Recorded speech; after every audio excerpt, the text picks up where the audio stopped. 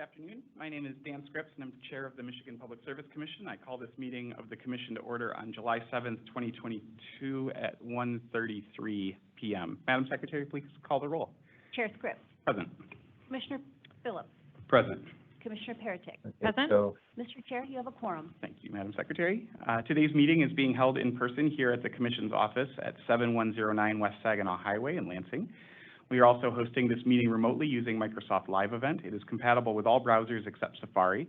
Telephone relay service is available through the phone option. If you are participating via the live stream, you may also turn on the live captions by clicking on the closed caption or CC button in the lower right corner of the screen. As indicated in the notice for today's meeting, if we lose the remote connection, the Commission will not recess but go ahead in person. The meeting will be recorded and available for future reference on the Commission's website. In addition, the Commissioners can receive comment via mpsc_commissioners@michigan.gov. For reference, this email is also included in the Q&A feature on the live stream event on your computer and in the meeting notice. We will have an opportunity for the public to make comment as provided in the agenda, and I know a number of you are here for that. A few notes about this.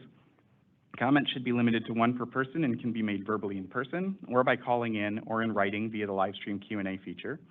If you are participating via Teams application, you can use the Q&A feature and type your comments in the box anytime during our meeting, and we will have those queued up to read. The Q&A function should be used to submit public comments directed to the Commission. If you would like to make verbal comments, you must do so either in person or by calling into the meeting by phone.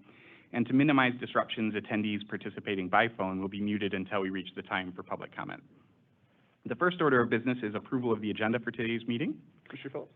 Thank you, Chair. I move for the approval of the agenda for today's Commission meeting. I second the motion. Is there any discussion? We will now have a vote on the motion to approve today's agenda. All those in favor of the motion say aye. Aye. Aye. Aye. Any opposed? The motion carries by unanimous vote. The agenda is approved. The next item of business on the agenda is approval of the minutes from the June 23rd, 2022 Commission meeting. I move for the approval of the minutes from the June 23rd, 2022 Commission meeting. I second the motion. Is there any discussion? We'll now have a vote on the motion to approve the minutes from the June 23rd, 2022 Commission meeting. All those in favor of the motion say aye. Aye. Aye. Aye. Any opposed? The motion carries by unanimous vote. The Commission meeting minutes of June 23rd, 2022 are approved. The next item of business on the agenda is the approval of orders and minute actions on the consent agenda. And today the Commission is assisted by Staff Attorney Caitlin Mucci. And I recognize Ms. Mucci. Good afternoon, Commissioners. Today's consent Ms. Mucci, agenda I believe you're consists of... Oh, sorry. Can you hear me? No, still no. Can you hear me?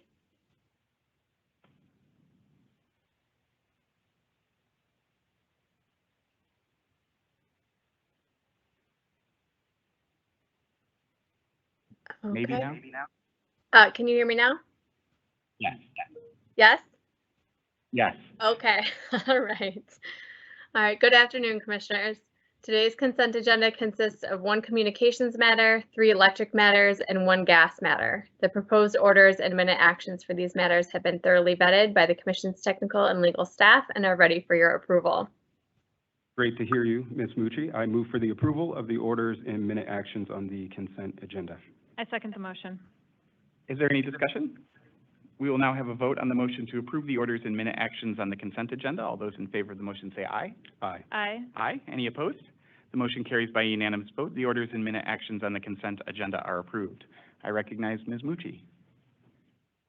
Item 4A1 is case number U17377, which involves setting the Low Income Energy Assistance Fund factor. The order before you establishes a deadline for the filing of comments on the proposed factor by 5 p.m. Eastern Time on July 14th, 2022. I move for the approval of the order in case number U-17377. I second the motion. Is there any discussion? We'll now have a vote on the motion to approve the order. All those in favor of the motion say aye. Aye. Aye. Aye. Any opposed? The motion carries by unanimous vote. The order in case number U-17377 is approved. I recognize Ms. Mucci.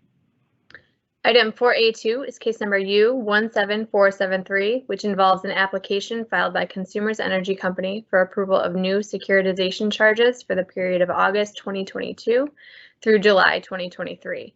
The order before you approves the application. I move for the approval of the order in case number U-17473. I second the motion. Is there any discussion? We will now have a vote on the motion to approve the order. All those in favor of the motion say aye. Aye. Aye. Aye. Any opposed? The motion carries by a unanimous vote. The order in case number U-174773 is approved.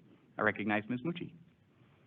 Item 4A3 is case number U-18356, which involves an application filed by Upper Michigan Energy Resources Corporation seeking ex parte approval of its voluntary green pricing programs. The order before you approves the application. I move for the approval of the order in case number U-18356.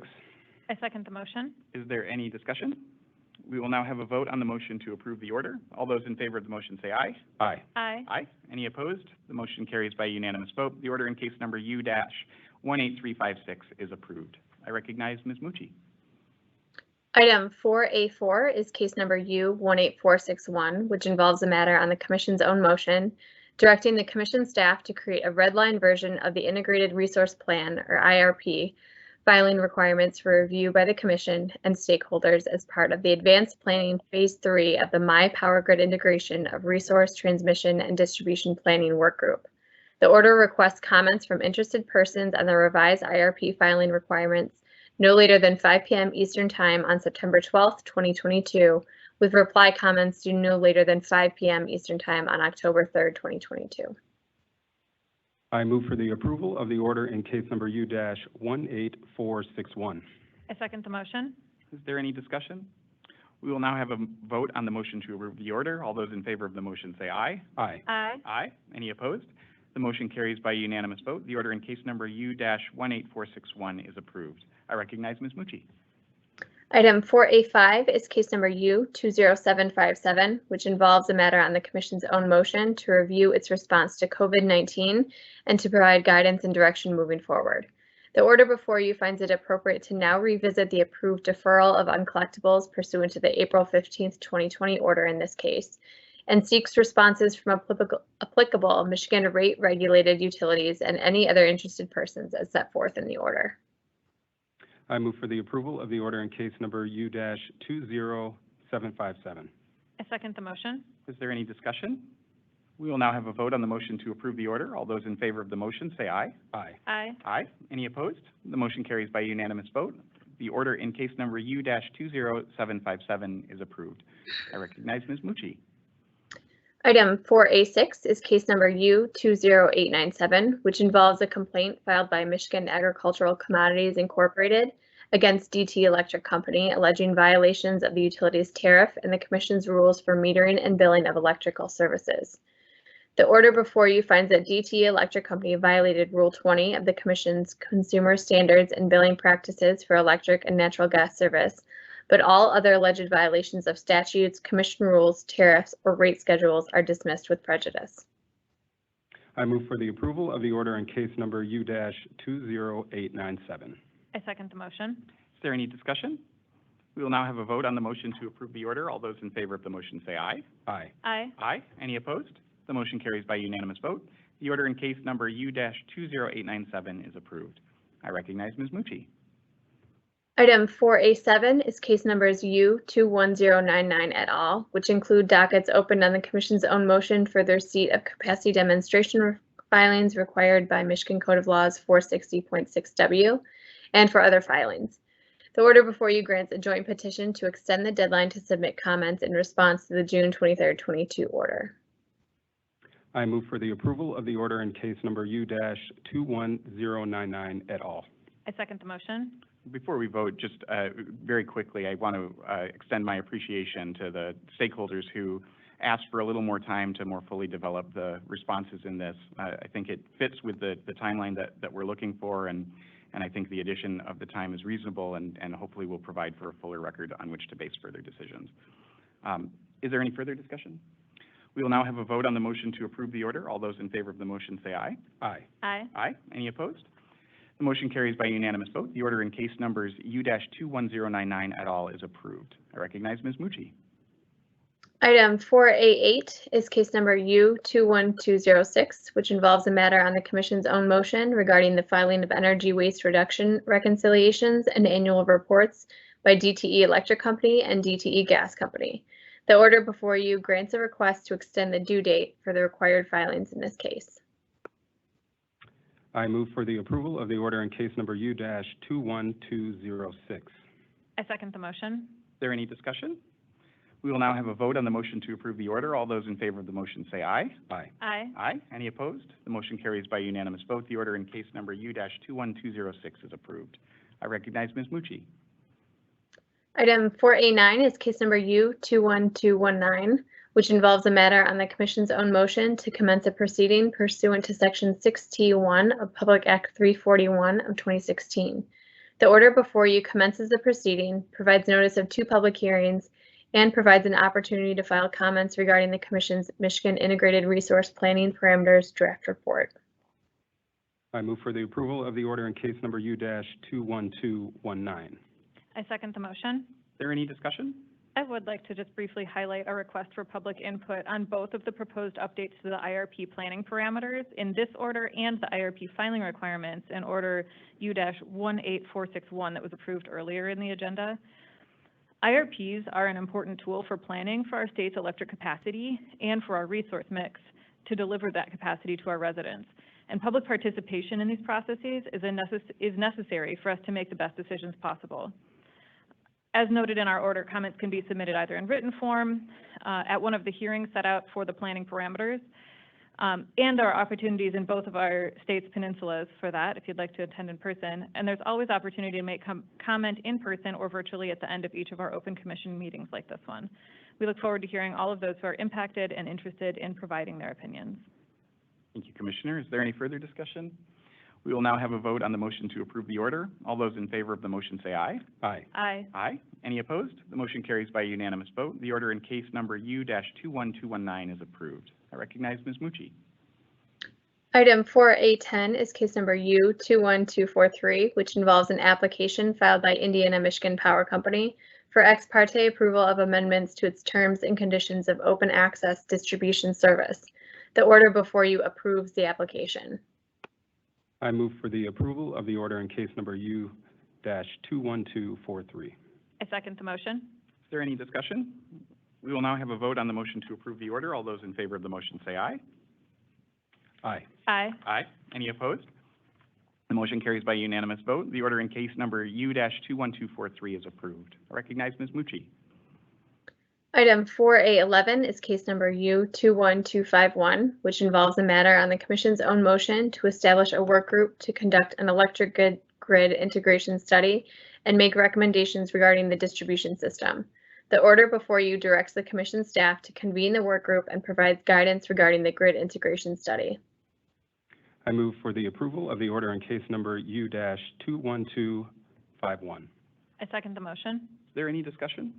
Very, very brief comments today on this order, Chair. I'm just very excited to have for our consideration the launch of the Distribution System Data Access Work Group.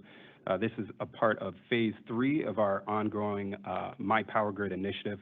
The rapid adoption of distributed generation systems and electric vehicle infrastructure and the potential impacts on the distribution system requires the need for further data collection, enhanced transparency of that data, and increased access to that data in order to better assess and encourage the integration of distributed generation resources and electric vehicle infrastructure, and integrating those technologies in a way that minimizes cost and reliability impacts on the distribution system and enhances efficient utilization of the electric grid. So we're just very excited to be able to kick off this effort, working with our partners at the Department of Energy, as well as the National Renewable Energy Laboratory, and look forward to working with staff and working with stakeholders in order to perform and initiate some of the objectives outlined in this order today. Excellent. Thank you, Commissioner. Any further discussion? We will now have a vote on the motion to approve the order. All those in favor of the motion say aye. Aye. Aye. Aye. Any opposed? The motion carries by unanimous vote. The order in case number U-21251 is approved. I recognize Ms. Mucci. Items 4A12, 4B3, and 4C1 are case numbers U21255 et al., which involve a proceeding to assign case numbers consistent with the Commission's e-dockets filing system. The order before you assigns docket numbers for 2022 through 2023, 2023, and 2023 through 2024 power supply cost recovery plans, gas cost recovery plans, steam supply cost recovery plans, power supply cost recovery reconciliations, gas cost recovery reconciliations, and steam supply cost recovery reconciliations for all rate-regulated electric, gas, and steam utilities. I move for the approval of the order in case number U-21255 et al. I second the motion. Is there any discussion? We will now have a vote on the motion to approve the order. All those in favor of the motion say aye. Aye. Aye. Aye. Any opposed? The motion carries by unanimous vote. The order in case numbers U-21255 et al. is approved. I recognize Ms. Mucci. Item 4B1 is case number U-20763, which involves an application by Enbridge Energy Limited Partnership pursuant to Public Act 16 of 1929, requesting approval of the Straits Line 5 replacement segment project. Staff member Alyssa Day will describe this order. Good afternoon, Commissioners. On April 17th, 2020, Enbridge Limited Partnership filed an application, testimony, and supporting exhibits pursuant to Public Act 16 of 1929, requesting that the Commission grant authority for its project known as the Straits Line 5 Replacement Project. Enbridge's Line 5 is a fully operational 645-mile interstate pipeline that transports light crude oil, light synthetic crude oil, light sweet crude oil, and natural gas liquids volumes. Line 5 originates in Superior, Wisconsin, and terminates near Sarnia, Ontario, Canada, traversing Michigan's upper and lower peninsulas. It is a 30-inch diameter pipeline, except for two 20-inch diameter pipelines that cross the Straits of Mackinac, known as the dual pipelines. This 4-mile segment lies on top of the lakebed, with the exception of portions buried near each shoreline. Enbridge's proposed replacement project involves relocating the portion of Line 5 that lies on the lakebed of the Straits to a tunnel that will be located at a depth of approximately 60 feet to 250 feet beneath the lakebed of the Straits.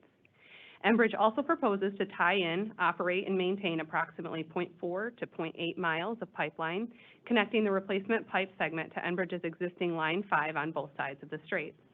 The replacement project will include all the associated fixtures, structures, systems, coating, cathodic protection, and other protective measures, equipment and appurtenances relating to the replacement pipe segment, and connection to the existing Line 5 pipeline on both sides of the Straits. In addition to relocating the replacement pipe segment to the tunnel, Enbridge's application seeks approval to operate and maintain the replacement pipe segment as a part of Line 5. Construction of the tunnel is the subject of separate applications addressed to other state and federal agencies. However, if construction of the tunnel and the replacement pipe segment is complete and placed in service, Enbridge states that it will discontinue service on the dual pipelines. In its application, Enbridge requested ex parte approval of the replacement project. In the alternative, Enbridge requested that the Commission issue a declaratory ruling confirming that the company already has the requisite authority to construct the replacement project pursuant to the Commission's 1953 order, which granted approval of the construction, operation, and maintenance of Line 5 in Michigan between the Wisconsin and Canadian borders. On April 22, 2020, the Commission issued an order in this case seeking comments on the threshold issue presented in Enbridge's declaratory ruling request. The Commission also held Enbridge's application in abeyance while it considered the request for a declaratory ruling. On June 30, 2020, the Commission issued an order in this case denying both ex parte approval of the application and the requested declaratory relief. The Commission also decided to read the record and set this matter for a contested proceeding and invited the continued submission of comments. On July 29, 2020, Enbridge filed a petition for rehearing of the Commission's June 30th order. On August 12, 2020, a pre-hearing conference was held at which intervention was granted to a number of parties, including labor unions, tribal nations, trade associations representing the propane industry, environmental organizations, the Mackinac Straits Corridor Authority, and Attorney General Dana Nessel, among others. The Commission staff also participated in the proceeding.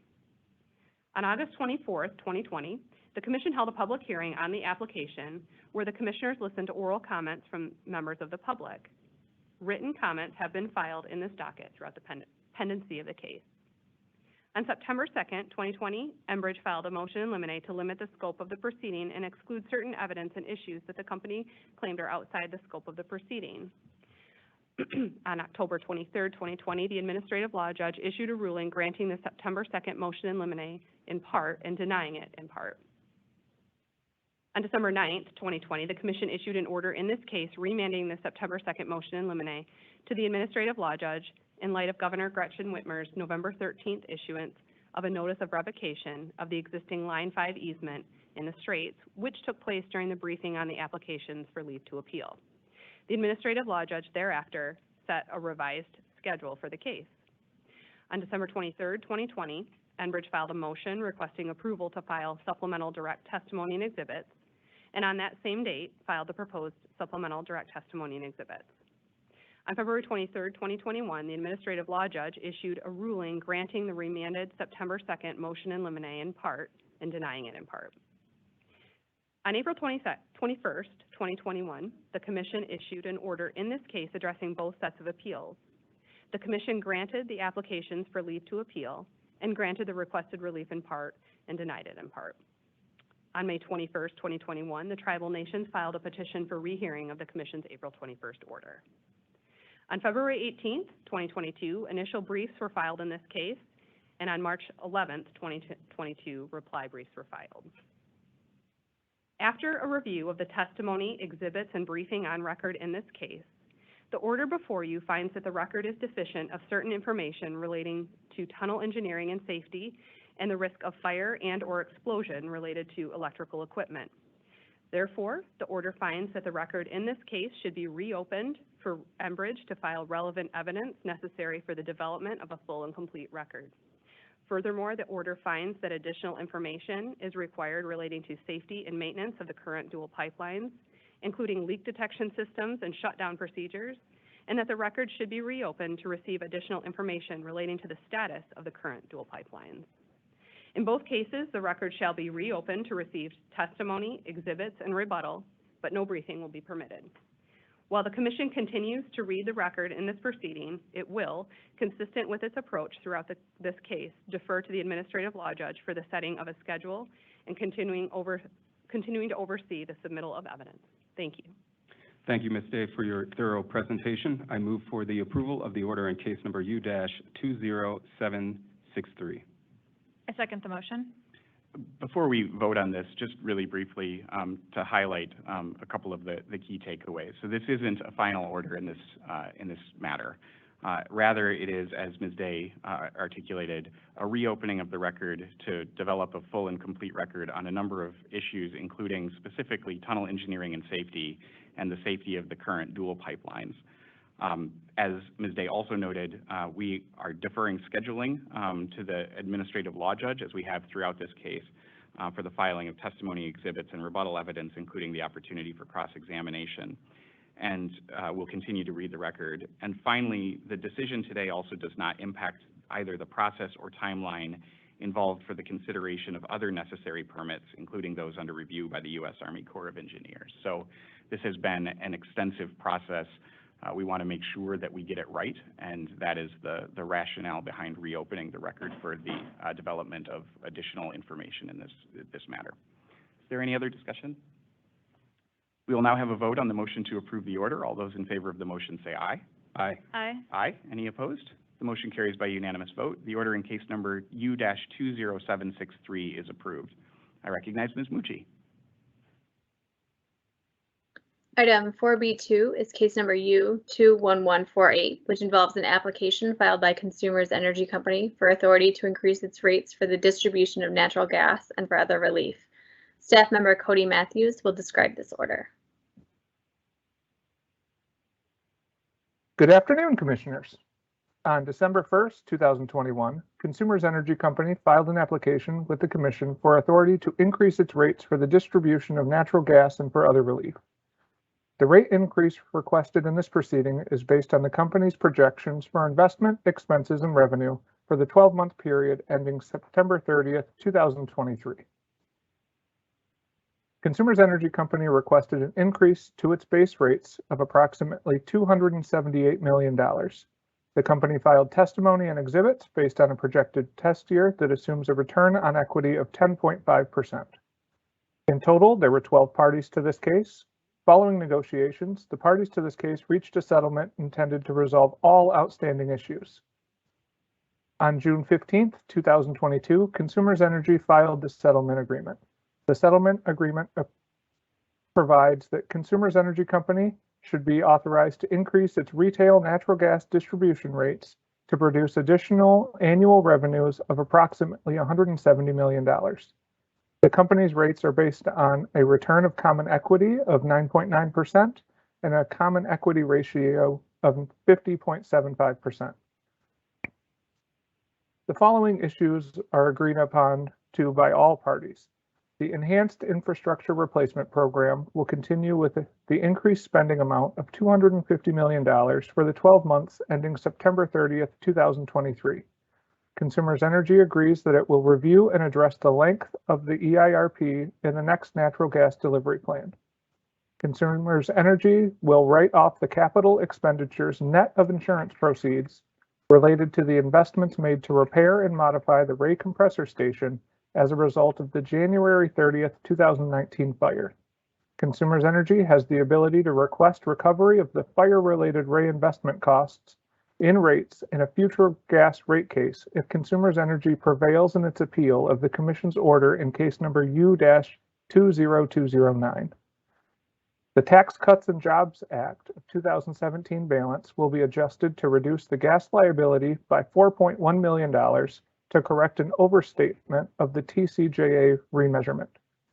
The settlement adopts a residential customer charge of $13.60 per month, and Consumers Energy will not move forward with phase 2 of its natural gas demand response pilot. The order before you approves the settlement agreement and authorizes Consumers Energy to implement the new rates approved by this order on October 1st, 2022. Thank you. Thank you, Mr. Matthews. I move for the approval of the order in case number U-21148. I second the motion. Before we vote, I just wanted to take a moment to thank the parties to this proceeding, including the Attorney General, advocates of both business and residential customers, our Public Service Commission staff, and others. I think the settlement before us today reasonably addresses the many issues raised in the case, including maintaining needed investment in consumers' gas infrastructure for safety and reliability and support approval. Is there any additional discussion? We will now have a vote on the motion to approve the order. All those in favor of the motion say aye. Aye. Aye. Aye. Any opposed?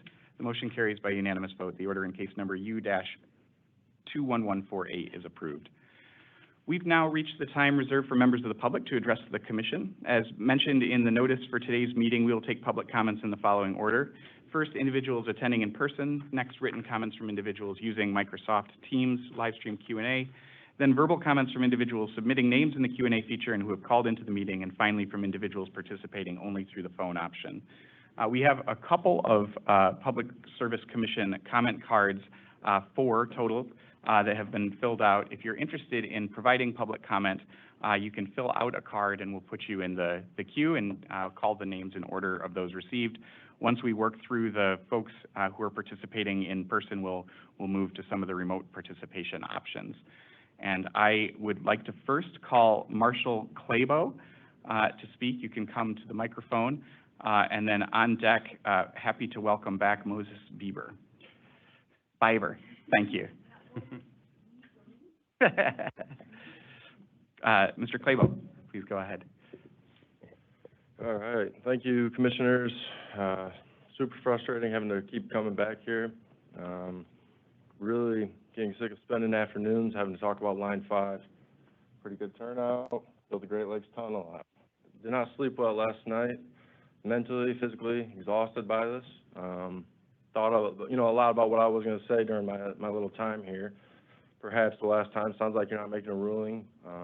Enbridge does have a lot of questions to answer regarding this tunnel. I see on these T-shirts, build the Great Lakes Tunnel, Michigan, Great Lakes, Michigan jobs. Let's talk about jobs. Come on, you guys are all here for jobs. Enbridge is sitting here. You guys got to find something better to do with your time, your money. You got a lot of time and money. We can find better jobs for you to spend that money, spend that time. Yes, I've been bullied a couple times in my life, but I feel like I'm just never been bullied by anyone quite like Enbridge. I can't even listen to Michigan Public Radio because they're spewing lies about being sustainable, building sustainable communities across the state. Come on, guys, we gotta be better than this. You know, talking to the union workers here, you guys are gonna be building the tunnel. I dug a lot of holes. I like digging holes, pretty decent job. I don't think digging a hole underneath the Great Lakes is gonna be a fun job, a safe job. Certainly not gonna be safe for your kids' future, your grandkids' future, your future, our future. We're putting the water at risk. We're putting our human life at risk, our food at risk. It's really hard to fathom a path in which we build a tunnel, and further wasting of resources, all of our time, our collective energies. When we have present solutions available, we know the importance of the Great Lakes. We know we need to move to a clean energy economy. We have 15 years or less of fossil fuels. To keep perpetrating a Canadian company's profits over people, planet, and profit, it's just sickening. I'm really frustrated. Really, really hard to get up here today. You know, we have a million jobs: geothermal, wind, solar. We have to decarbonize a whole economy. I don't know how we're going to break down the whole state, but, you know, there's microgrid solutions available to power our homes. We don't need propane that is supposedly powers 55% of our state's supply. We know it's not true. It's time to create the jobs, doing the other things. We got to retrofit on nearly every building, nearly every home across our landscape. Start building different homes and landscapes, tearing down the old, reclaiming the good supplies. That's a lot of jobs lined up right there. And the commissioners, I mean, I'm not envious of your guys' situation at all. That is an enormous decision on your plates. With DTE pressure, with consumers pressure, you got Enbridge. I mean, it is just, they have the legislature bought out. I think a great investigative reporting piece would be to see the ties between the Michigan Public Service Commission staff over the last 20 years and Enbridge. Like, I bet there's some money ties around there. I don't have the time or energy to investigate that. And, you know, I feel like I'm kind of rambling, so I'm going to wrap up here. It's just, the bottom line is I'm really sad. You know, we got a lot of Michiganders in this room right here. I know you guys all care about the same things as me, our family, our friends, you know, the trees we get to go see outside, the air we breathe, our kids' future. I don't have kids. I don't want to have kids. I'm really scared because of Enbridge to have kids. You know, I think as these executives don't stare at me and stare blanklessly into the future, you all need to do some soul searching. You're putting a lot at risk. You can find me. You know, I want to talk. I'm not scared of you. Mr. Clabo. And so I'm going to wrap this up and saying, don't build the tunnel. Commissioners, thanks for your time. Let's be better. Got to be better. Thank you, Mr. Clabo. I let him go a little longer because I had not provided the reminder that we limit to 3 minutes per speaker, but we'll try and enforce that and encourage folks to address the commissioners with their remarks as well. Moses Biber, invite you up, and I believe that we have Nicole Biber next. Welcome back, Moses.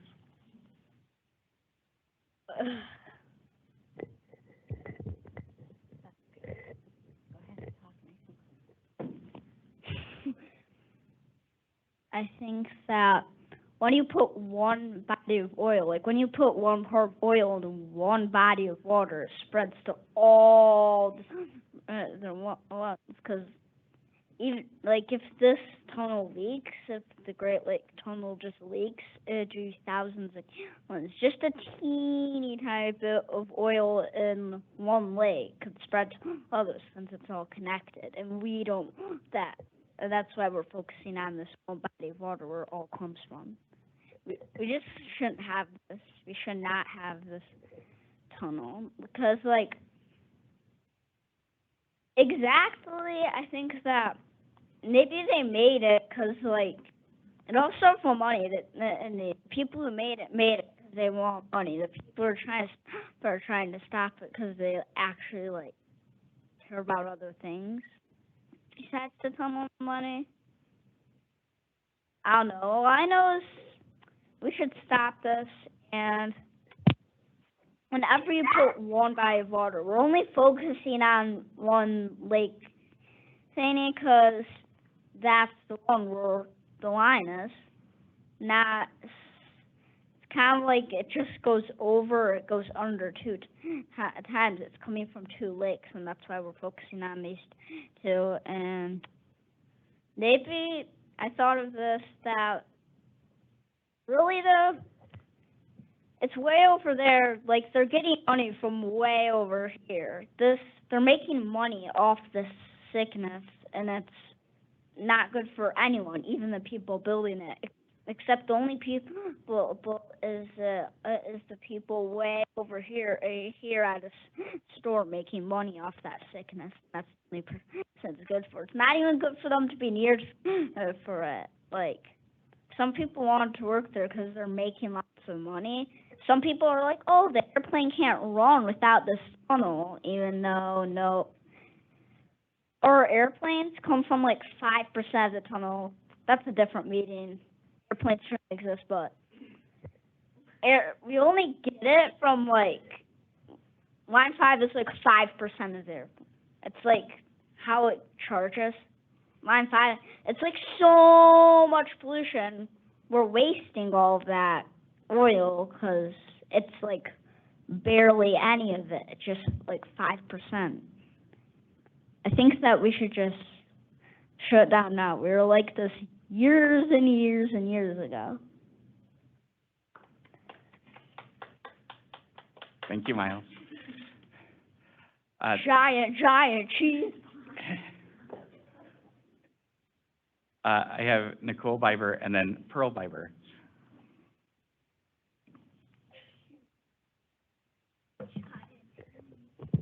Bonjour, hello. Miigwech for letting us all know this is happening today.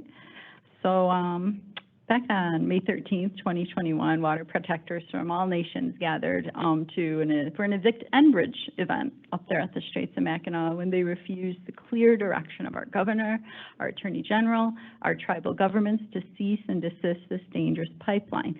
Today, your vote for more information speaks quite loud and clear to Enbridge's default of obfuscation. Of course you need more information because the tendency is to try to limit what the real effects of this tunnel is and what the real dangers are. So at that water protectors gathering, an elder gave a teaching about the great turtle, and that right there at Michilimackinac, where that tunnel is the heart of the great turtle. Now for Indigenous people, there's deep truths and responsibilities connected to that awareness.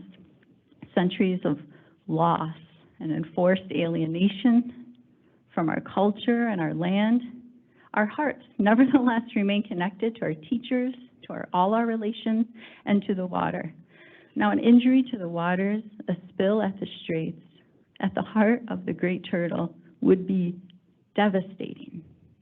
It is not in the public interest to live in terror of this ongoing, every second threat of a death blow to the very center of life and of love. Now, the workers here, water protectors, do not oppose your making a living to support your families, but places like Flint need your skills to replace miles and miles of water pipelines poisoned by lead. That is good, much needed work.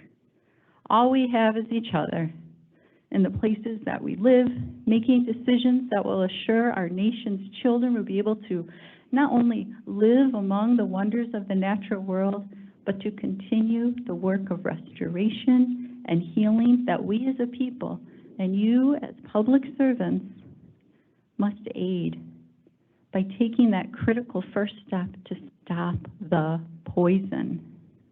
No tunnel, no Line 5, yes to the safety and renewal of our precious waters, the true legacy that already always unites us. Miigwech. Thank you, Ms. Biber. I have Pearl Biber up next, and then on deck, Sean McBrady.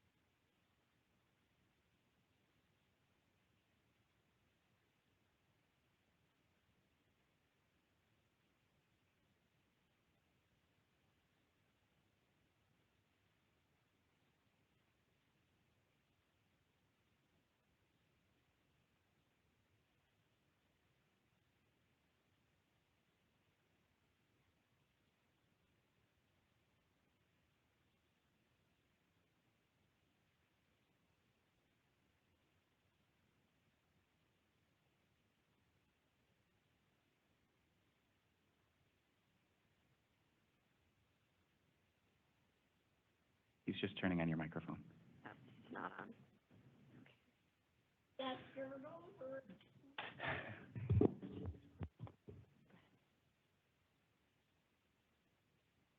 There are other things that need help besides this thing that poisons everything associated with it. Besides the people somewhere else that profit from it. And it's not worth it. It's like the ultimate greed and stupidity to benefit from something that poisons so much other things. And like, it's just not necessary to have the smallest of benefits from something that is taking so much.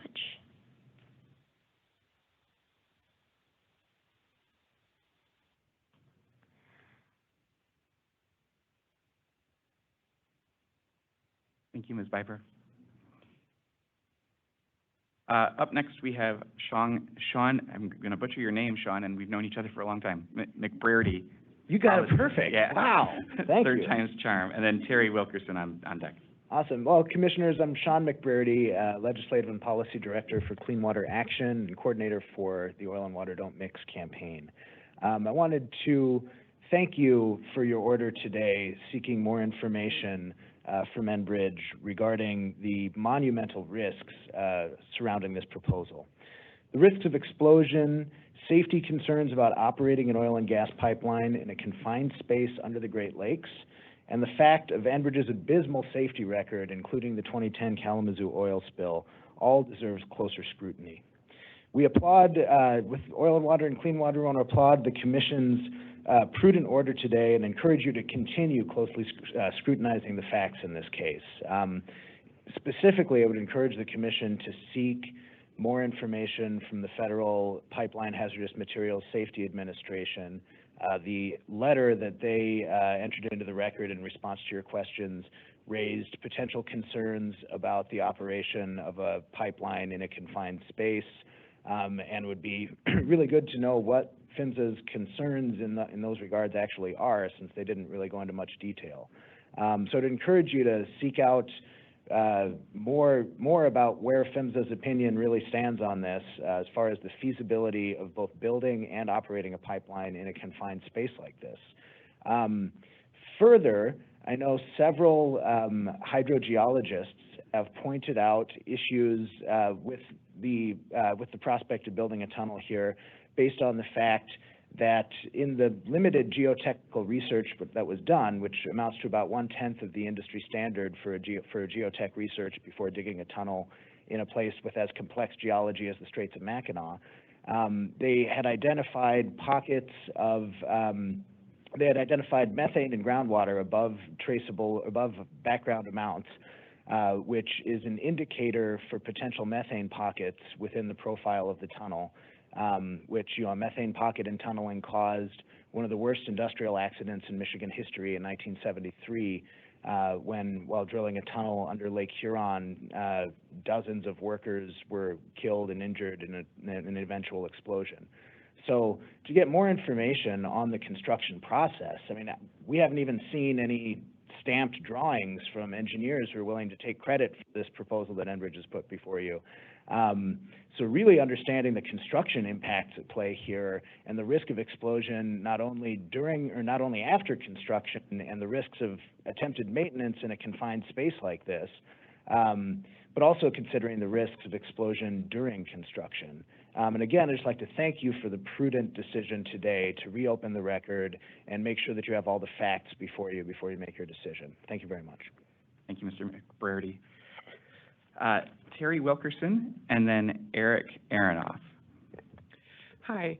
I wanted to start by thanking the Commission for taking great care with this decision, because it is a super critical one, as it involves our Great Lakes, which impacts so many of us, including the source of 40 million, the source of water for 40 million of us for drinking and jobs. More than 1.3 million regional jobs depend on the Great Lakes being clean, and so that is super critical for us to keep in mind. And it creates more than 82 billion in annual wages. I also hope that you will consider the cultural sites that we have yet to explore in the area. Myself and Fred Harrington, who is a tribal member of the Little Traverse Bay Band of Odawa Indians, we were there in the fall of 2020, and we found what are likely to be cultural sites dating back about 10,000 years. And the construction of a tunnel would totally obliterate what we don't even know we have yet because it's not been explored. And Enbridge has already been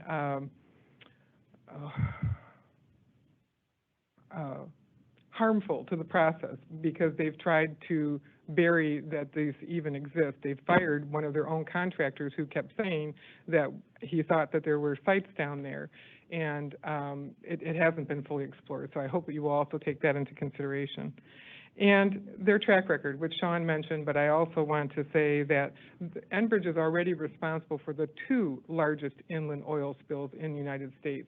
We often talk about Kalamazoo, but we often forget that in 1991, Enbridge was responsible for an even larger spill in Minnesota. So they do not have a good track record, and we haven't seen anything to show that this has changed over time.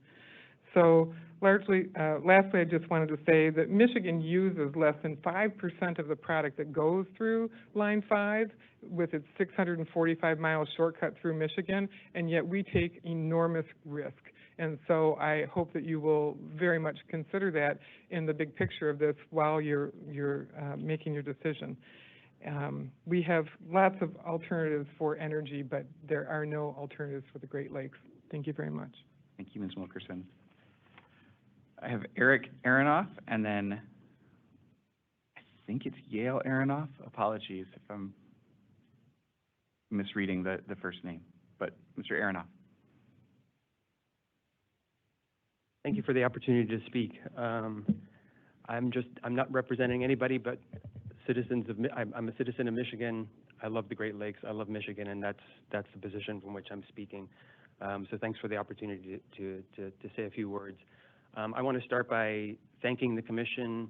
If you couldn't shut down the construction project and pipeline today, I'm pleased at least that you are asking or even demanding from Enbridge more information, and I would reiterate some of the previous speakers and say I really hope that you will hold Enbridge's feet to the fire because, as some of my colleagues have said, their record isn't great, either in Michigan or in Minnesota with Line 3, and I'm sure other people will speak to that.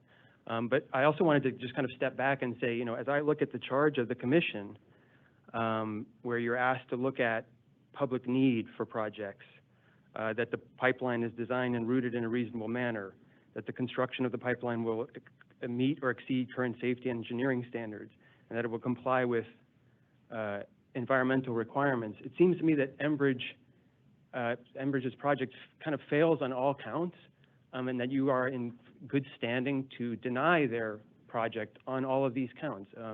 As we've heard before, and maybe I'm just repeating what other people have said in a different form, it seems that what we are being asked to do as Michiganders is to bet on the next 30 years of Enbridge's lease on fossil fuels over the real future of Michigan for the next 100, 200, 300 years, environmentally and economically, on the freshwater of the Great Lakes. The world that we live in now is very different from the world of 1953 when this lease was given. And there's got to be room to look back and say, 70 years later, the world just looks much different. And the idea that now Michigan's future, I think, is established in all sorts of ways. We see that Michigan's future is in the freshwater of the Great Lakes, whether it's in tourism, whether it's in drinking water that over the coming decades will become even more of a valuable resource as it becomes depleted in other parts of the country and the world. And in terms of green energy, where our investments really should be lying, that is the future for Michigan, including economically in terms of jobs, right? So tourism, drinking water, green energy, this is the future of Michigan, economically as well as ethically and environmentally.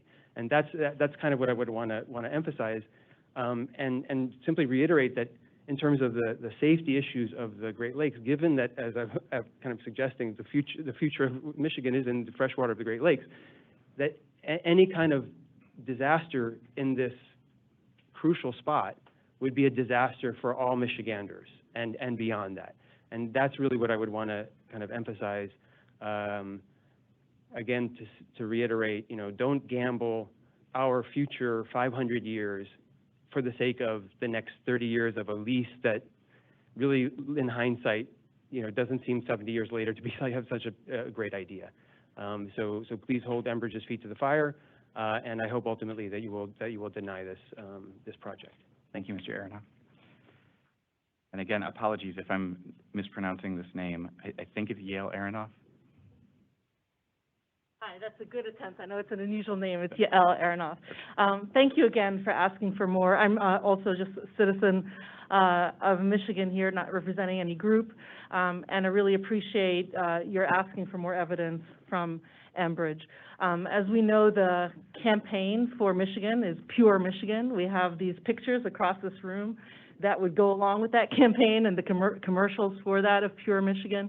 And a lot of that rests also on tourism and the economy of tourism, the quality of life for people in Michigan, but also the tourists, both internally and externally, that we're trying to attract to Michigan.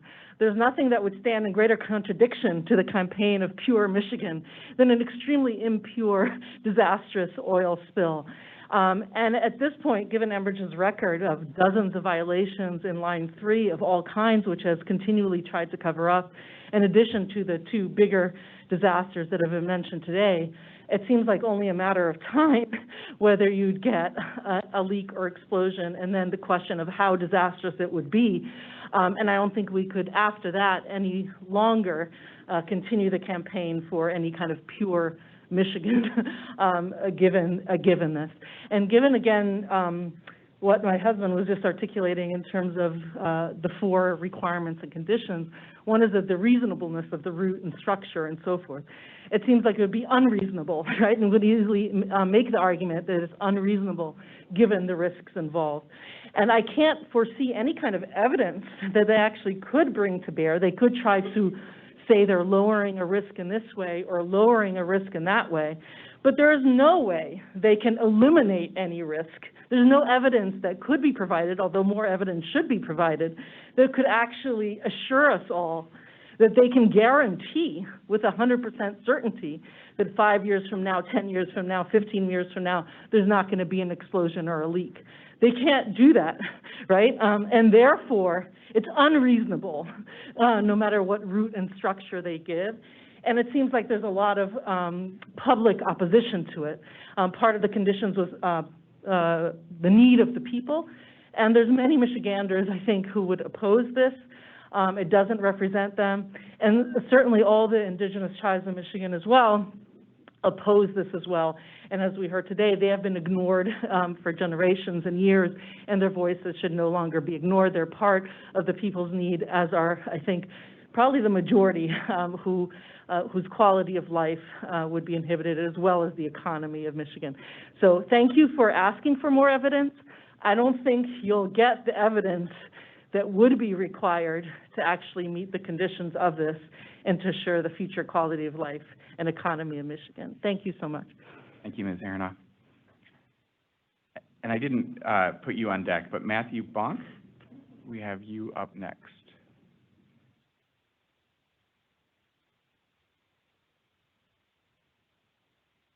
That's Matthew Bork. Thank you.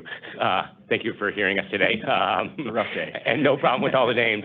I'm going to mention something in a more of a legal term, I guess, that most everybody is mentioning, and the key word is bad faith. Enbridge has had a history of working in bad faith. Just yesterday, in Stark County, Ohio, with Enbridge's new pipeline, the Nexus pipeline, and all these things kind of wrapped together. Their school board had to have a county commissioners meeting on what the school board was going to do to keep their school open for the $5 million in back taxes that Enbridge has not paid for them. Enbridge has had a history of working in bad faith. If good faith would have been making a plan to rebuild this tunnel when the safety evaluation for the present tunnel was 50 years, that was 18 years ago. That would have been in good faith, right? When we look at this history through Enbridge's track record, you look at Line 3 and you look at the fact that people talked about there being human trafficking involved. And Enbridge said, no, there couldn't be any of our employees, but yet a third of the arrests happen to be from Enbridge employees for human trafficking. You look at the fact that they hired the DNR to, instead of monitor the environmental impact, they hired them to criminalize anybody that would step on their easement. And in fact, 6 months later, DNR went out to their site and found out they reached an aquifer that Enbridge did not give any notice for. DNR had to find that themselves. So you have a continuous process of bad faith that has been coming forward with Enbridge. Thank you for your time. Thank you, Mr. Bork.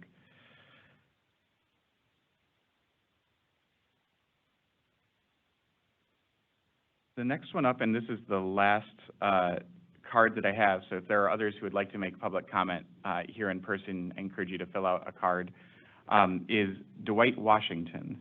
Mr. Washington.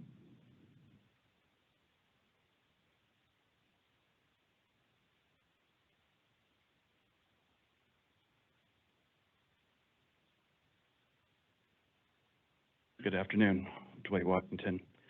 As I was sitting and listening, I heard so many things that I thought were important and things that I wanted to say, and not that I feel like that steals my thunder, but it just reinforces how important those messages are and how clear and across the public these feelings and sentiments are. So the speech that I did prepare, because I've been here a number of times, is that I do appreciate your support in stopping this threat to something so dear to so many people in Michigan. As you know, the likelihood and cost of global warming continue to become more steep and risky, and an investment in the oil industry is not sustainable or a good investment. As I said, I've been coming to these committee meetings for years now to talk on this issue, and it is clear how the public feels and what the business economic agents want. Today, I just want to remind you that the public benefits to health and the tourism industry are truly incalculable. A pure Michigan is good for our future, and clean water is the principal economic driver. And I thank you for your efforts in bringing this to an end so that we can move on to get into that future that is sustainable, that is green, and that we all want. Thank you.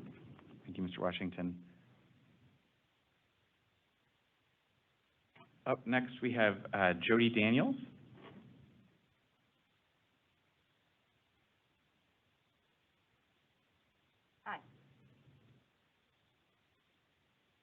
There is no way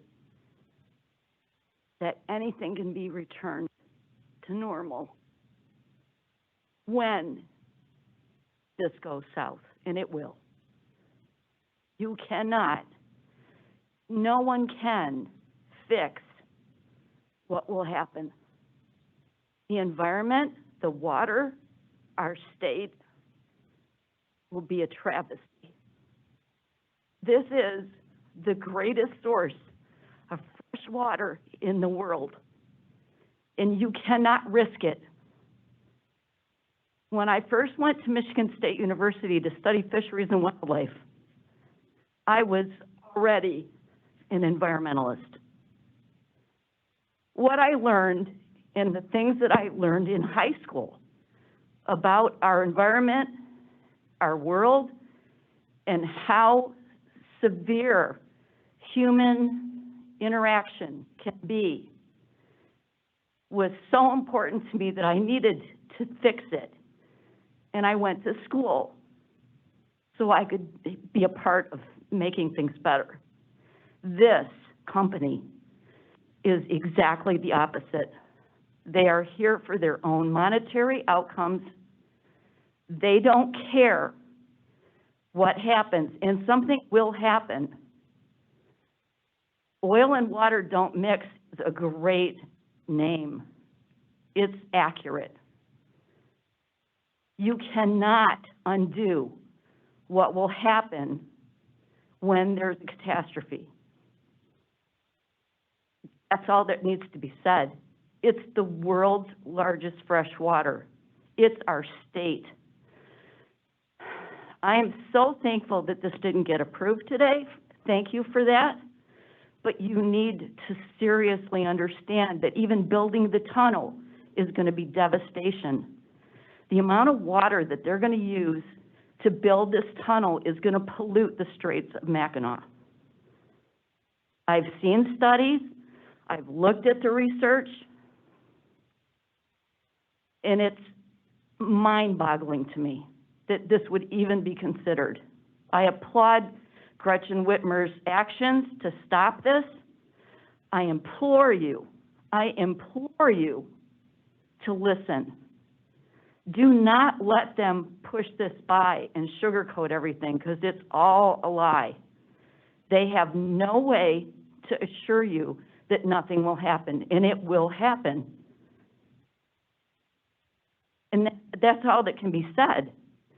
You can't fix what will happen to the environment, to the fish, to the fauna, to the land. Thank you for your time. Thank you. We have Sarah Coffey up next.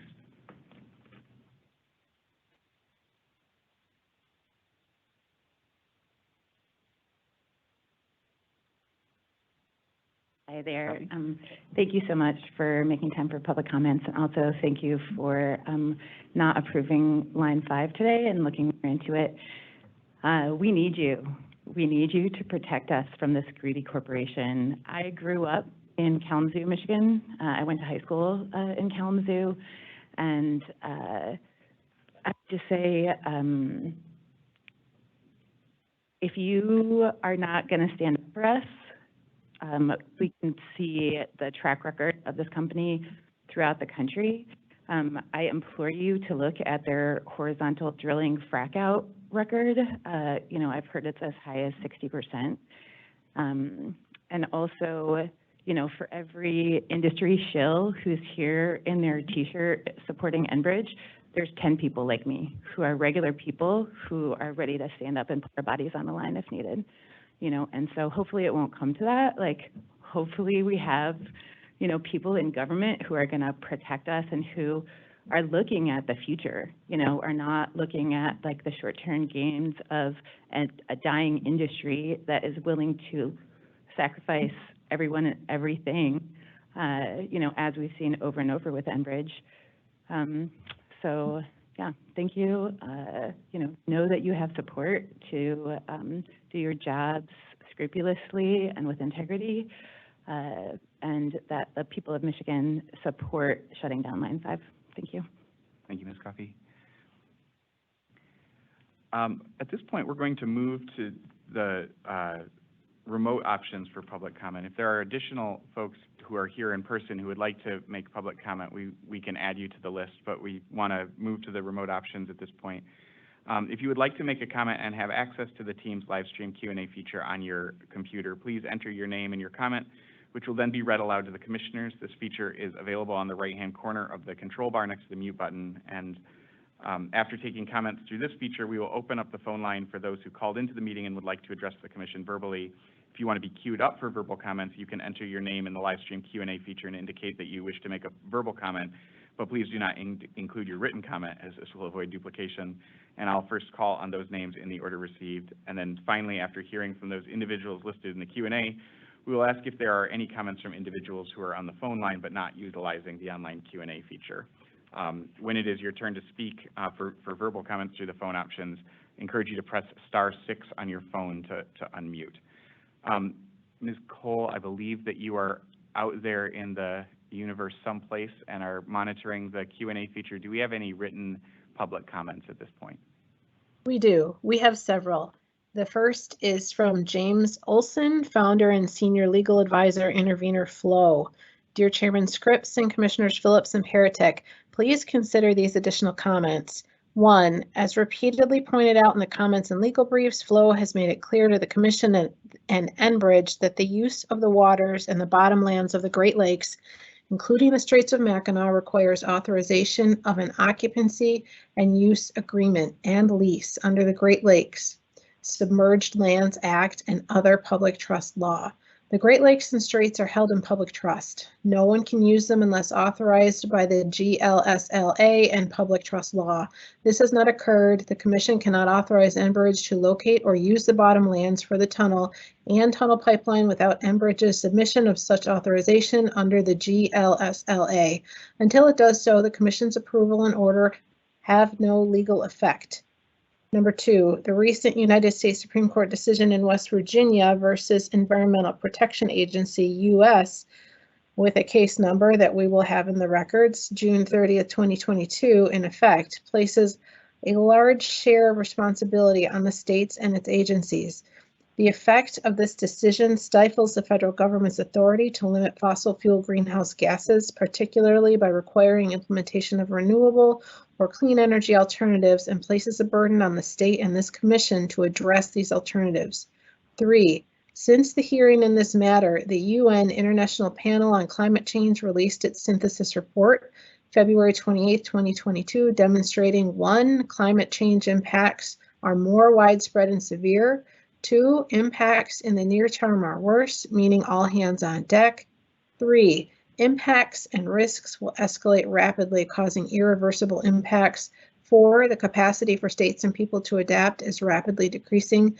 5, governmental actions like those of the MPSC are urgent. Table this matter. Our next written comment is from Corey in Brighton, Michigan. We should not lease our land to companies who have long histories of pollution via failed infrastructure, pipelines in this case. Enbridge has shown time and time again that they lack basic integrity in ensuring safe and reliable delivery systems for oil gas. Our Great Lakes and their health hold infinitely more value than any profit Enbridge could possibly pass to our state. The next written comment is from Jane O'Neill. It is urgent that we move faster and more proactively to effect our transition to clean energy. Please, MPSC, shut down Line 5 and let's get serious about this. A tunnel is a step in the wrong direction. A tunnel keeps the status quo instead of making progress. A tunnel is good for Enbridge, but it isn't good for us. I'm spending my time on a beautiful afternoon sending you this message for the benefit of the little girl who was up there earlier and for my own grandchildren and for your children. Please serve the people of Michigan and the world, not corporations. The next written comment is from Lisa Basher in Ypsilanti, Michigan. This is a dirty, dangerous, unnecessary piece of infrastructure which endangers the clean drinking water for 40 million people and billions of animals who depend on the Great Lakes. Please adhere to Governor Whitmer's ruling to rescind Enbridge's easement and shut down Line 5. The investment in this antiquated technology is a mistake. We need to focus on renewable energy sources now. Please act to protect the Great Lakes, not the fossil fuel industry. The next written comment is from Teresa. I would like to make a comment. Water is one of the state's greatest resources. Are you willing to take a chance on Enbridge, who in the past has shown egregious business practices time and time again? I do not have any faith in their business practices or their tests considering their past history. As a 9/11 survivor, I will not allow you to put the citizens of Michigan at risk. I will not allow you to operate in the shadows. From here on out, these meetings will be full. The next written comment is from Jacqueline Dorman. Her name is Jacqueline Dorman with Surfrider Foundation, Northern Michigan. As we have seen throughout many of these public comments, not only today, but throughout this process, the vast majority of Michiganders are against adding the tunnel to Line 5 and allowing Enbridge to continue operating throughout the straits. Thank you for asking for more information from Enbridge. However, as mentioned by other speakers, it is getting exhausting for us to continue to comment on this issue when so much data has been provided that goes against everything that Enbridge is preaching. We know that Michigan's economy will collapse when an oil spill occurs. The Coast Guard has even said that if a spill occurs in winter, it will be next to impossible to clean up. We know that if the straits are shut down, the economic impact to those who rely on this oil in Michigan will be minimized to none. We know that Enbridge has a horrible history of mistreatment of indigenous peoples, and we know that our tourism industry and fishing industry relies on the health of the Great Lakes. So what are we even doing entertaining this idea of Line 5? Let's get this pipeline out of our Great Lakes immediately before disaster occurs. Thank you for your time.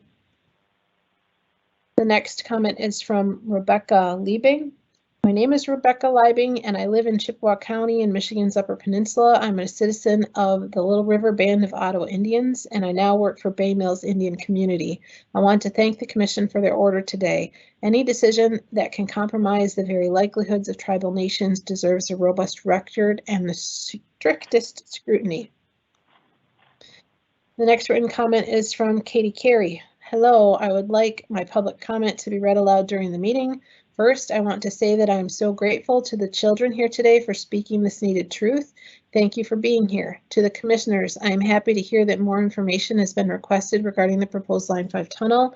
I am strongly opposed to the proposed tunnel and the continued operation of Line 5, not only because of the obvious detrimental environmental impacts that both of these operations risk, but also because of Enbridge's horrible track record when it comes to mistreating the land, waters, and the people.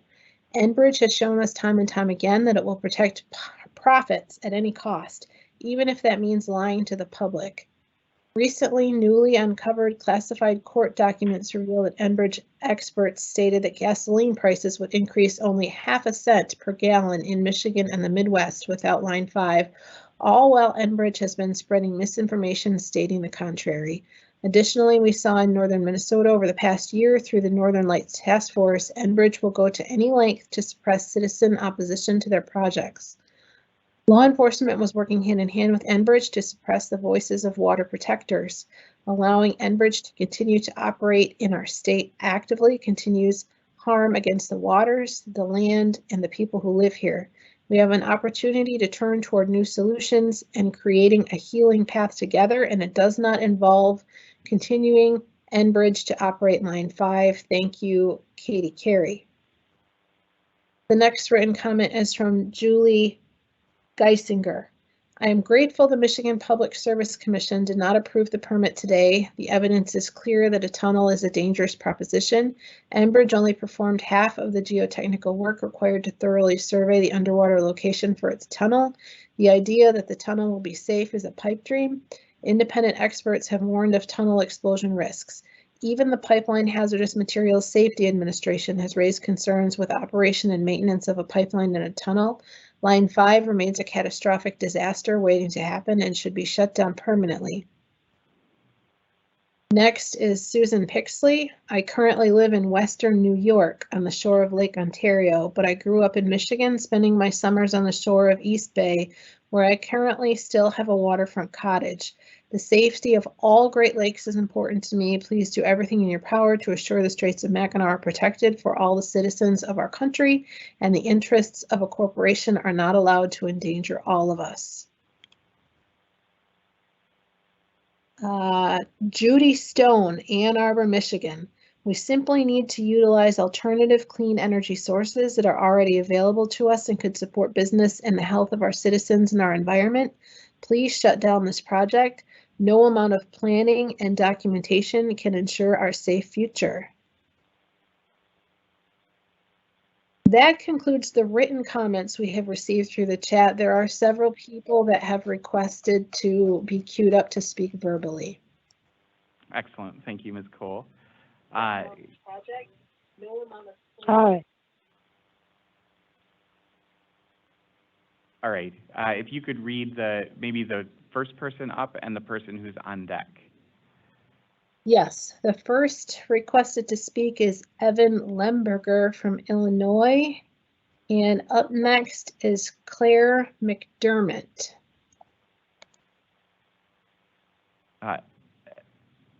Evan, I didn't write down your name fast enough. Please go ahead and you can press *6 to unmute.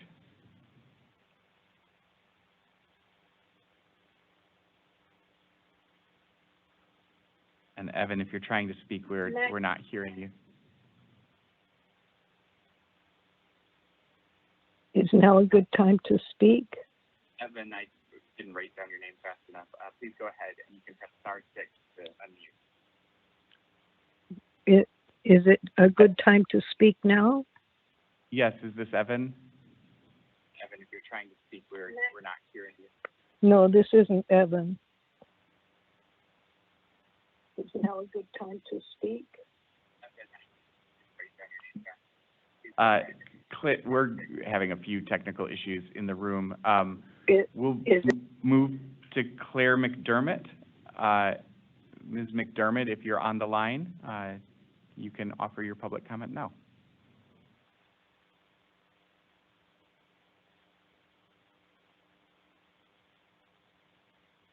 Oh, press *6 to unmute if you're trying to speak.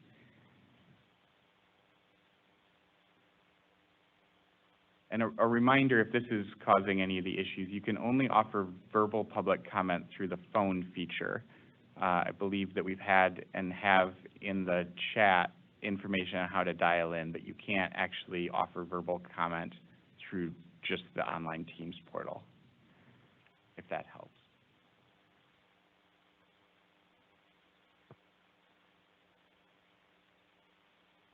Ms. Cole, who is next after Claire McDermott? Yes, after Claire, we have Maya Aronoff, and I'll just let you know that there is a slight delay between Teams and the phone, maybe several seconds. Okay, that's helpful. Maya Aronoff, if you're there, I invite you to... Can you hear me? We can, yes. Okay, great. This is Maya Aronoff. I wanted to say that I appreciate that you're taking more time to hear evidence from Enbridge. I was up all night last night, you know, terrified that today would be the day that maybe you would approve this pipeline. And I just wanted to say I'm from Mason, just a citizen, and wasn't currently able to be there today. So I hope that even though I'm over the phone and you can't see my face, that you can still, you know, listen to what I have to say. I wrote an email with more details about how this pipeline is an economic justice issue, it's a racial justice issue, it's an environmental justice issue. But in my oral comment, I'm just going to focus on kind of the evidence that you're going to be looking at next with regards to the safety concerns of the tunneling itself. And I wanted to say that even if this was a best case scenario, that this was a reputable company who had never had any track record of problems, on the face of it, it's a crazy idea to build a pipeline underneath the ground of the Straits of Mackinac, which maintains 20%. Hello, can you hear me? There's a, hello? You can hear me? Okay, there's something else. Okay. Anyway, building it under the Straits of Mackinac, 20% of the world's fresh water, when climate change is ravaging the globe and water is going to be the most precious resource that we could possibly have. And on the Straits, which is such a focus of tourism and fishing industries and economic prosperity in Michigan. Even in the best case scenario, that's a terrible idea. Worst place that you could put an oil pipeline or drill underneath methane-filled geography, right? That's the worst decision, even in the best case scenario. But it's not the best case scenario. We know for a fact that Enbridge has one of the worst track records of corporation in the country. They caused the worst oil spills in our state's history. And they say that they've changed since then, but we see their behavior in Line 3 demonstrating for a fact that they haven't changed, with numerous frac outs, numerous easement violations, all of which would be devastating to our drinking water, to our fishing, to our tourism if they happen in the Straits.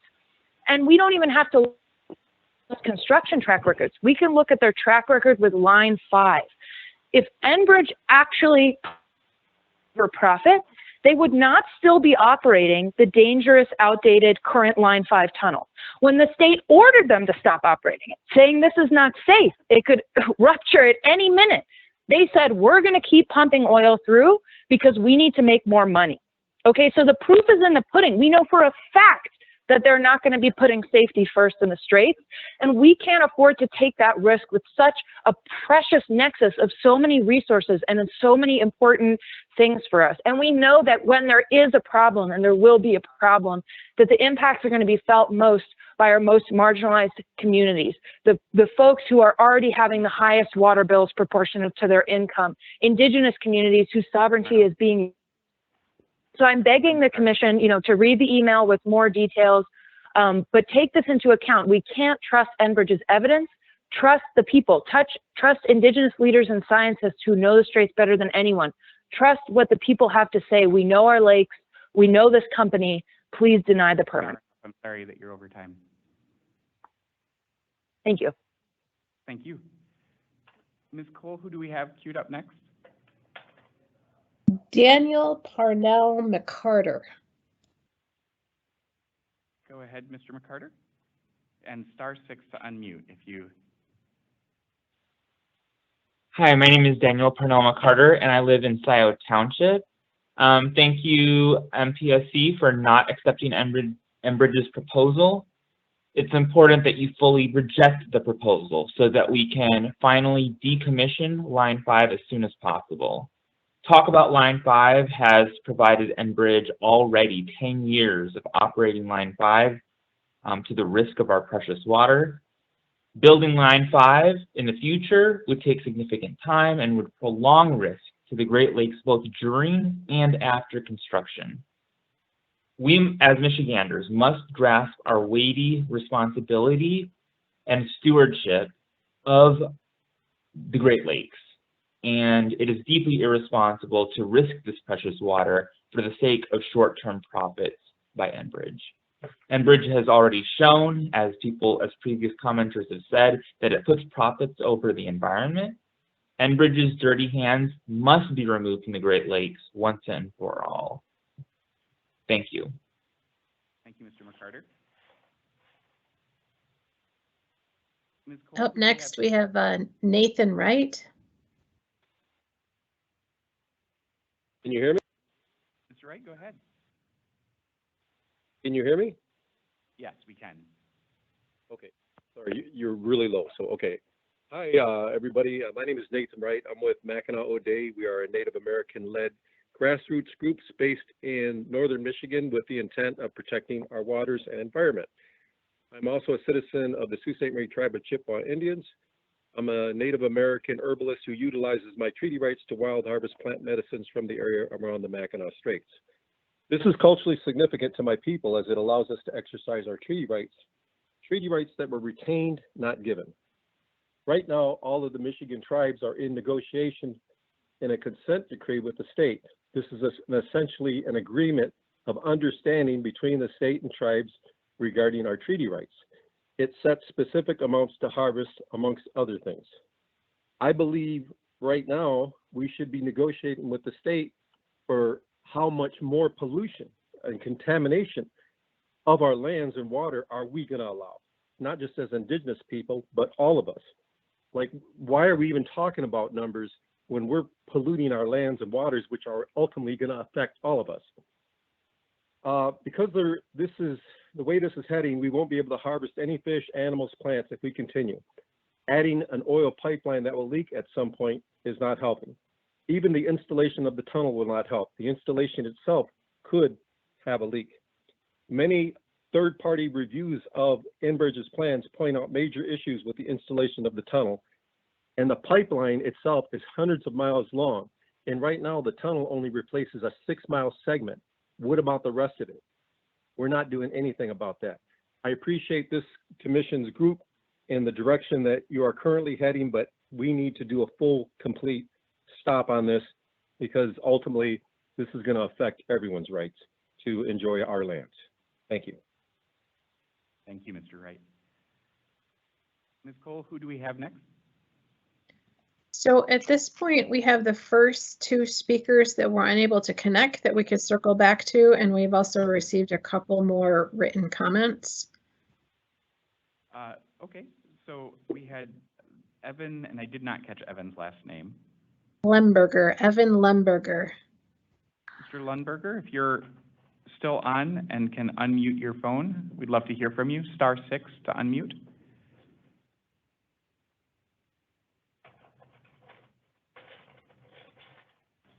And I'll move to Claire McDermott. Ms. McDermott, if you're there.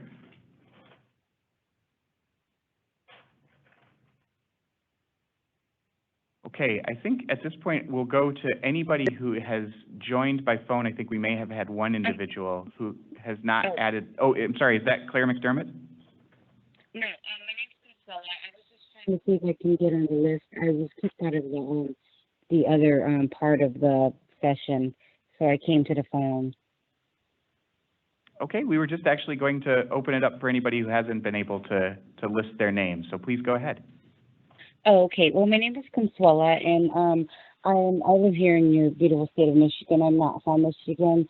I'm from California, but I am, indigenous. And what I wanted to say was, me and a couple other people from Michigan had went down to where they were doing the Pipeline 3, and we were protesting down there, to save the water and save the lands over there.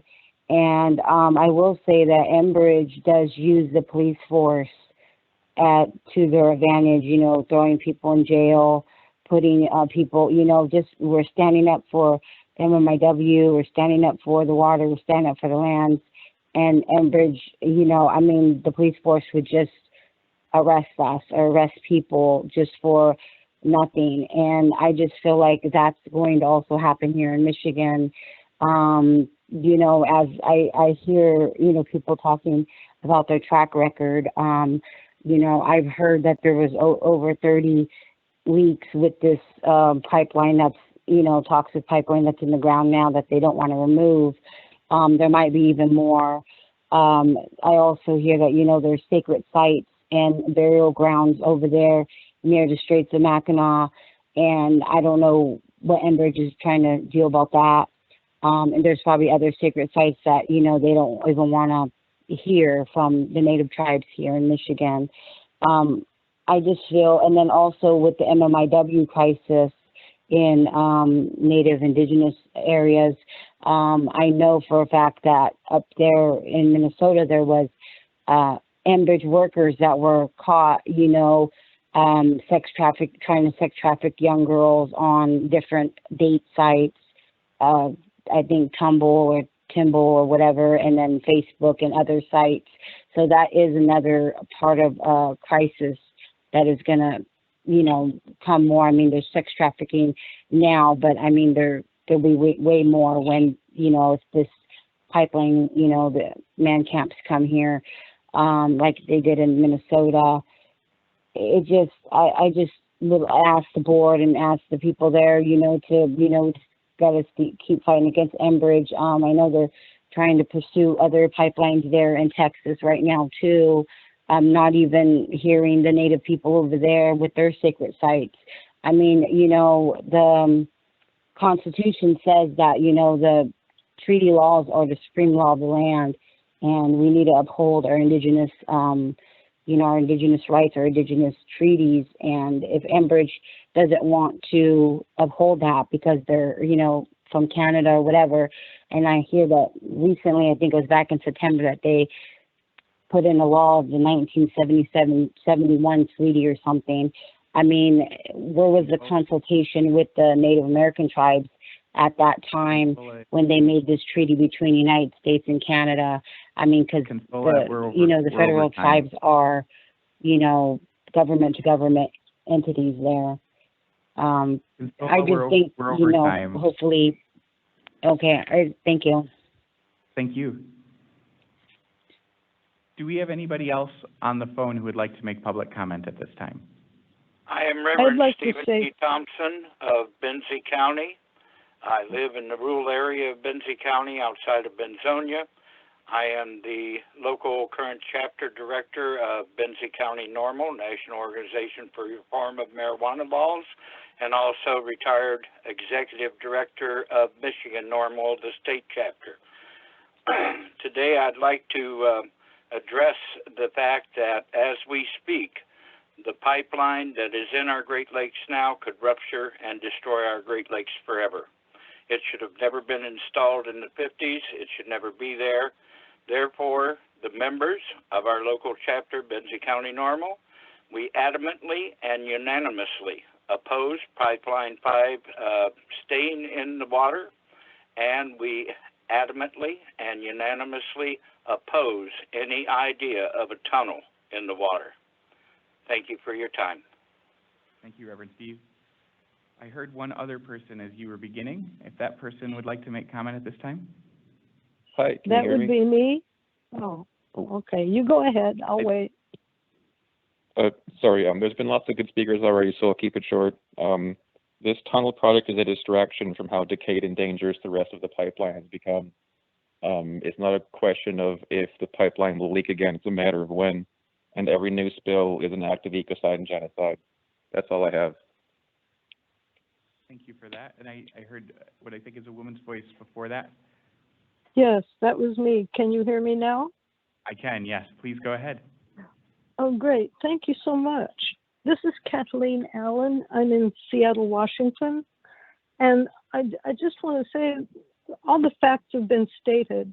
And once again, I also appreciate the fact that you're actually looking at this more closely and hope that you will do more than just look. Let me say this. Some people love this globe like their own mother. They've called it home for thousands of years. In fact, some recognize themselves and this earth as part of a vast web of life that reaches far beyond the horizons of our world, a sanctuary of life, sacred grounds where dreams are born, and we, as children of life, are held and nurtured. When we desecrate these sacred grounds, we rip that web to shreds. We pollute the waters, foul the air. We strip once fertile soils bare and dump our garbage everywhere, raping the beloved mother of life, destroying the cherished home. Is that how you treat your mother? Is that what you want for your home? It has only been 150 years or so, not so very long ago, the seeds of dependency on oil and gas were sown, and the need for pipelines to transport this new wonder fuel was born, empowering a brand of progress that threatens to undermine and devastate the natural environment that took nature millions of years to create, fostering ambitions and appetites for wealth and power that transformed the American dream from a quest for divinely inspired prosperity into a cesspool of avarice and greed. Humans were created to care for this garden planet, not to pollute and destroy it. For the moment, we still have a choice. That moment will pass. Will we pass with it? Or will we choose to heal the wounds and stop the wounding of these treasured grounds? Thank you for listening. From my heart to yours. That's all. Thank you, Ms. Allen, for those comments. I think we probably have time for about 2 more public comments. And then, Ms. Cole, I know that there have been additional written comments that have been entered in. I think we can have those reflected in the minutes from this meeting, and also obviously entered into the comments that we've been adding to the docket that folks have been providing over the course of this proceeding. But if there are a couple more folks who would like to offer verbal public comment, we'd like to hear from you. Again, *6 to unmute.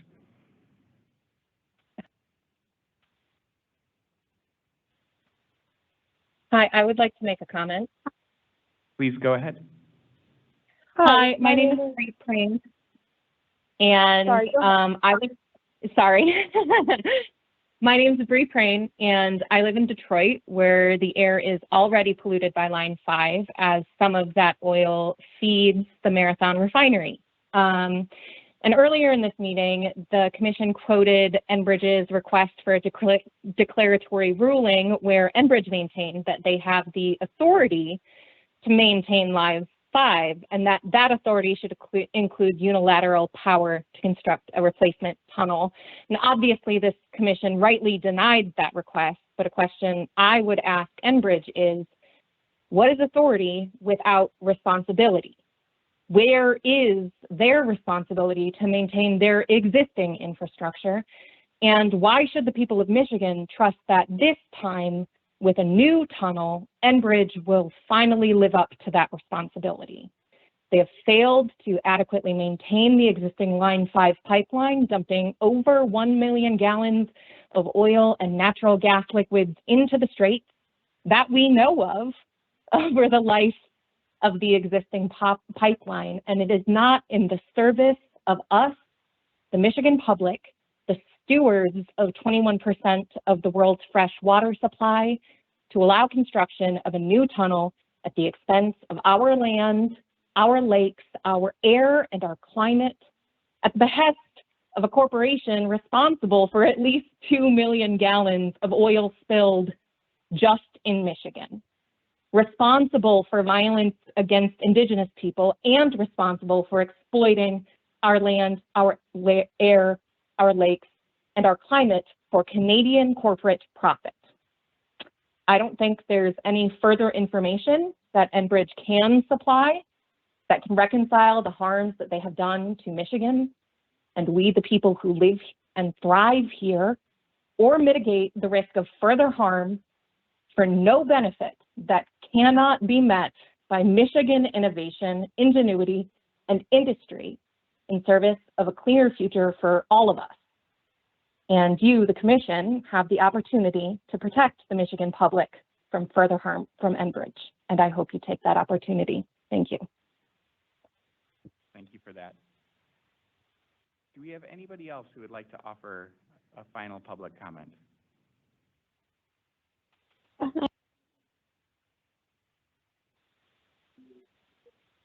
I think I heard somebody. Yes, was that me? Yes. Oh, sorry. I think, yes, please go ahead. Okay, you can go ahead. Oh, okay. Hi, my name is Skylar Creasy. I'm a master's student at the University of Michigan School for Environment and Sustainability. Thank you for not approving the proposal for Line 5 today.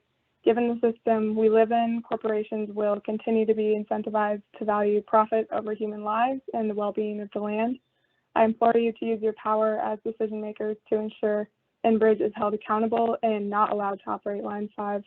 I want to echo what others have said. Indigenous peoples and people of color are the ones who will continue to be impacted first and worst, and it's a grave injustice. There are far better avenues for energy in front of us. Please make this decision with human rights at the forefront. Thank you.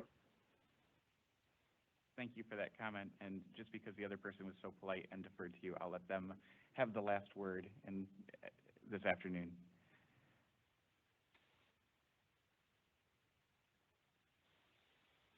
Okay, hello, I'm Prisanya Dangor, a resident of Ann Arbor, Michigan. And first I want to thank you for your decision to request more information from Enbridge. And I just want to echo what everyone else has said, that especially because Enbridge has a history of pipeline leaks and treaty violations in where they build their pipelines, this pipeline presents a huge risk to the environment, the wildlife, and the economy of Michigan.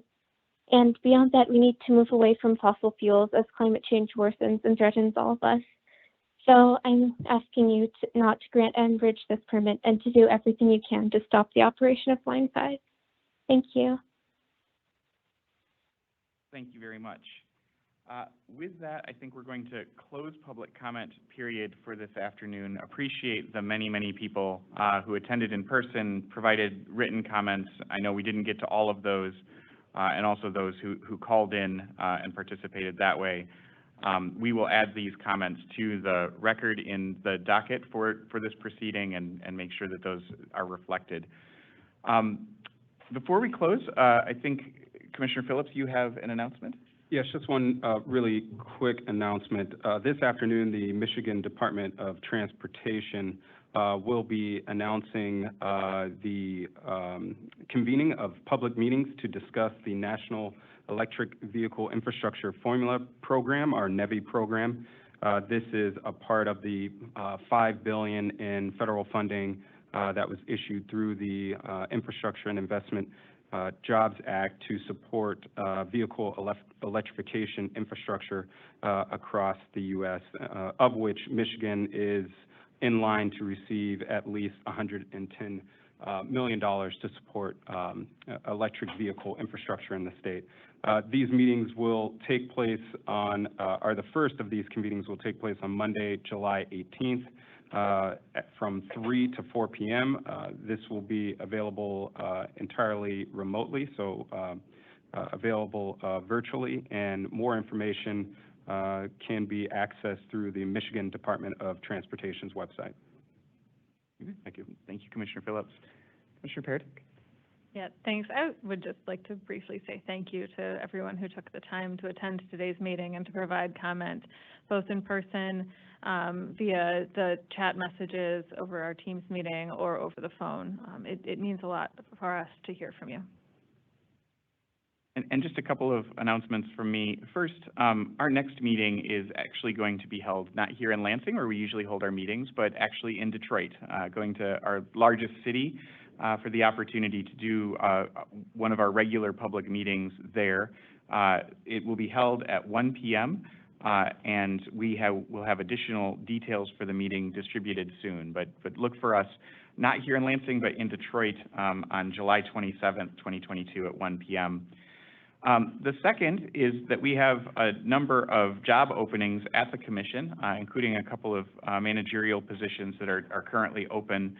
You can find more details about the positions and information about how to apply on our numerous social media channels, which brings me to my third announcement, and that is that we have launched the Commission's very own Facebook page. We're already on Twitter and on LinkedIn. I know a number of folks also follow us on YouTube and watch our meetings that way. But we now have a Facebook page as well, so it's facebook.com/MichiganPSC, and you can find out more about our work there and also offer your comments through that as well. And then finally, it's sort of bittersweet, but we want to bid a fond farewell to Maisie Rohr, who's been our student assistant for the past several months. As she's completed her studies at U of M, she's added a tremendous amount to our deliberations working with the Commission office, and we wish her nothing but success in the future and hope that she returns often for reunions with the Commission and our staff.